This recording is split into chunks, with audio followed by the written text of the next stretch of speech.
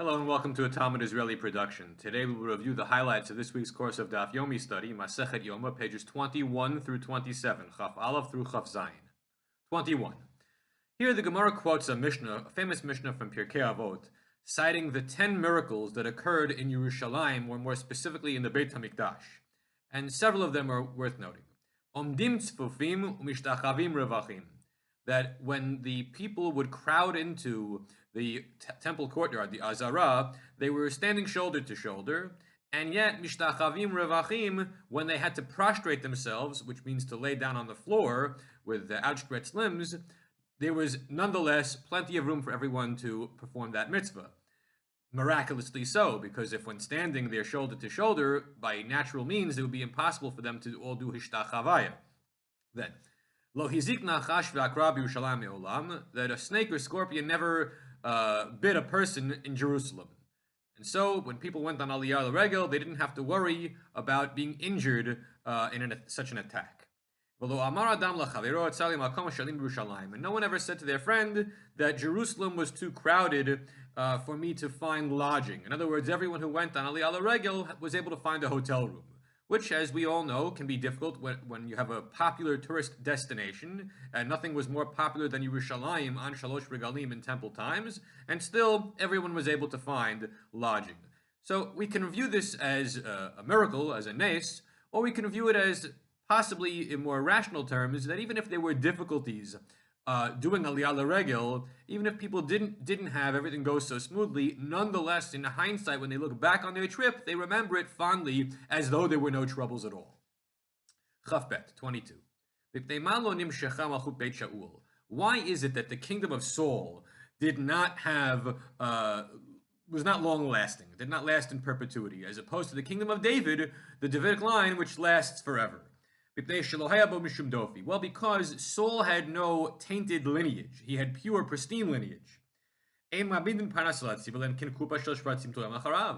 Gemara says that we do not appoint a leader over the community unless that person has a basket full of shratzim, of creepy crawly things, hanging from behind him. In other words, we want a leader who has some tainted lineage, some skeleton in the closet, because if he becomes too haughty, we tell that person, look behind you.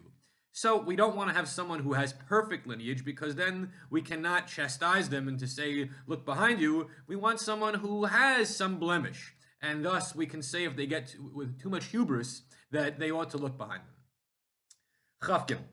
There were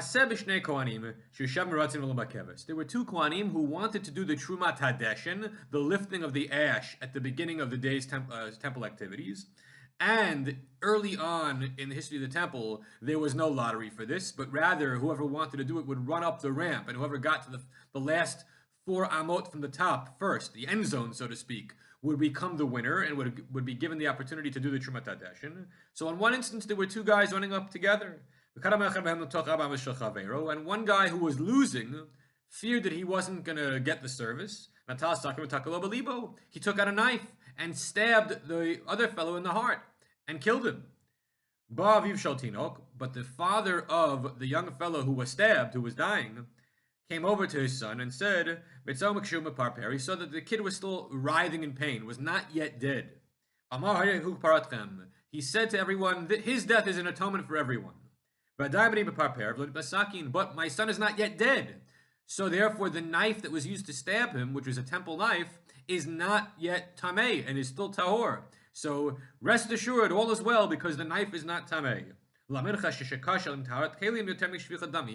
To teach you something very horrible about the values of that generation, that they were more concerned with the purity status of a knife than they were about murder. That if our values are in proper priority, then we recognize that human life is the most important thing. And relatively speaking, the purity or impurity of a knife is of no consequence. And yet then, they were more obsessed over the knife than they were over the human being. Chav Daled. Why is it that in the temple, there would be 4 lotteries conducted every day to figure out who would do this or that part of the temple service? Meaning, it should have been enough to conduct the lottery one time, and at that one lottery, divvy up all the various responsibilities, including the things that are in fact divvied up in the second, third, and fourth lotteries. So the Gemara responds, the reason why we gather together the Kohanim for 4 lotteries is to cause a tumult, commotion, to get everyone excited in the courtyard. In other words, this was a thrilling moment when we would figure out who would win the lottery. And so it was better, for the sake of increasing enthusiasm for the temple service, to do it 4 times rather than 1 time. Chafei, 25. They would not do a lottery for each individual service, meaning when there was the Tamid Shel Shachar, 13 people were given an opportunity to perform some aspect of that service. But it's not as though there were 13 lotteries conducted at that one drawing. Rather, one person would win, and the 12 people standing to that person's right would then also be winners and get to do other parts of the service. The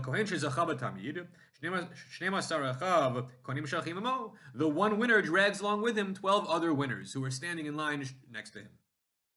Chavav. There was no lottery for the afternoon Tamid. But rather, whoever won the lottery for the morning Tamid and the 12 fellows who go along with him also win the rights for the afternoon Tamid. The same people are involved in both services. However, there's a problem, because there's a Braita that says, just as there was a lottery in the morning, there was a lottery in the afternoon, to which the Gemara responds, that refers to the Ketoret, the incense. A person who won the right to do the incense only performed that service 1 time, and it was done twice each day, which means that there were 2 such lotteries for the Ketoret each day. Chav Zayin.